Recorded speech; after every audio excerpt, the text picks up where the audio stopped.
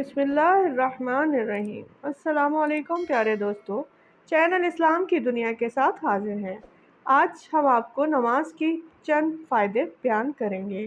فجر کی 2 سنت دنیا اور اس کی ہر چیز سے بہتر ہے۔ جو شخص ظہر سے پہلے اور اس کے بعد 4 رکعت کی پابندی کرے گا، اس پر آگ حرام کر دی جائے گی۔ اسی طرح عصر کی نماز میں جس نے عصر کی نماز چھوڑ دی، اس کا نیک عمل ضائع ہو گیا۔ صحیح بخاری کی حدیث نمبر 553 میں موجود ہے۔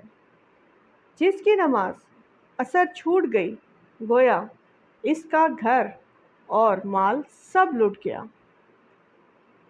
یہ جتنے عقائد بیان کر رہی ہوں، یہ صحیح بخاری اور دوسری احادیث سے لے کر ہے۔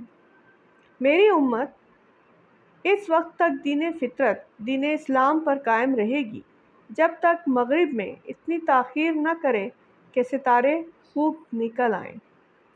یہ حدیث بھی ابن ماجہ کی حدیث نمبر 689 ہے۔ اسی طرح عشاء کی نماز کے بارے میں بیان کیا جاتا ہے، بے شک منافقوں پر فجر اور عشاء سب سے بھاری نمازیں ہیں۔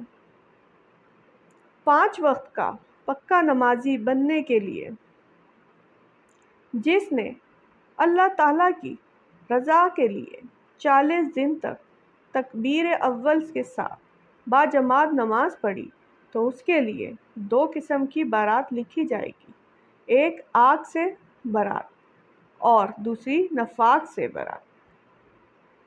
جامعہ ترمذی میں یہ حدیث مبارکہ موجود ہے۔